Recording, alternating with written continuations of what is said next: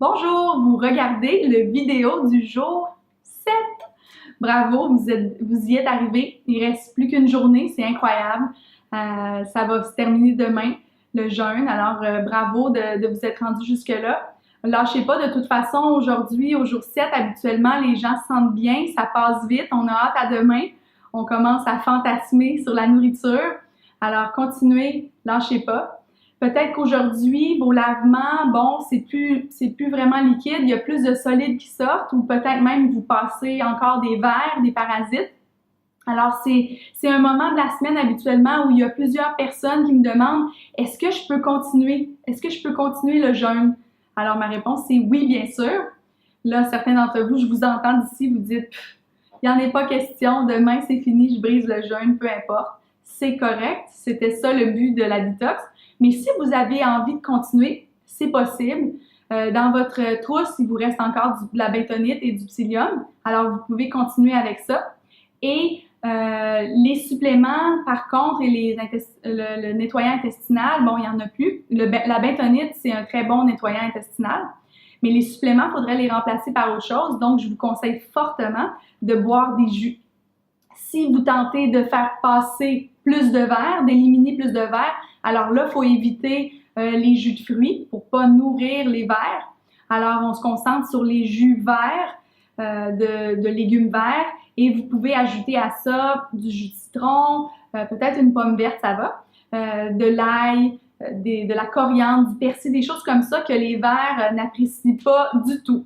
Alors, vous pouvez continuer comme ça. Mais par contre, si votre but est de briser le jeûne demain, comme c'était supposé, il n'y a pas de problème. Alors, demain, vous allez faire votre dernier lavement et ensuite, on brise le jeûne. Alors, pour déjeuner, vous savez, en anglais, le mot déjeuner, c'est breakfast. Si on le défait, ça dit break the fast. Alors, c'est très important d'écouter le break the fast. Alors, il faut briser le jeûne tranquillement. Il faut y aller doucement. Il ne faut pas prendre un gros déjeuner. Alors, je conseille de prendre un fruit. Ça pourrait être un melon d'eau ou un autre melon, ou de la papaye. Et là, on ne mange pas tout le melon, là. C'est une petite portion. Et on mange tranquillement, on mastique tranquillement. Et ça va permettre de réactiver le système digestif parce que là, vous avez été en jeûne pendant une semaine. Alors, le système digestif était complètement arrêté, ou presque. Alors, il faut y aller tranquillement. Et là, habituellement, après le déjeuner, les gens sont pleins et ils n'ont pas faim encore. C'est assez surprenant, une petite portion comme ça. Et ensuite, on attend jusqu'à temps qu'on ait faim encore. Ça peut aller jusqu'au dîner, bien sûr.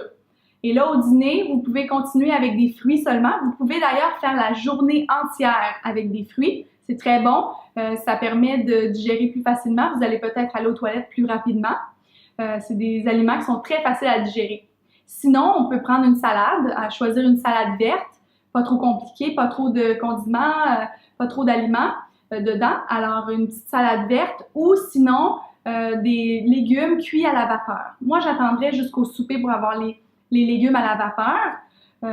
Pas des légumes cuits au four ou des légumes frits, hein, seulement les légumes à la vapeur. OK? Alors, maintenant, bon, on poursuit la dernière journée. Ça va aller très vite. Et demain, on se revoit dans une autre vidéo dans laquelle je vais vous parler plus en détail de la semaine à venir, quoi manger, quoi ne pas manger. OK? Alors, bonne fin de journée.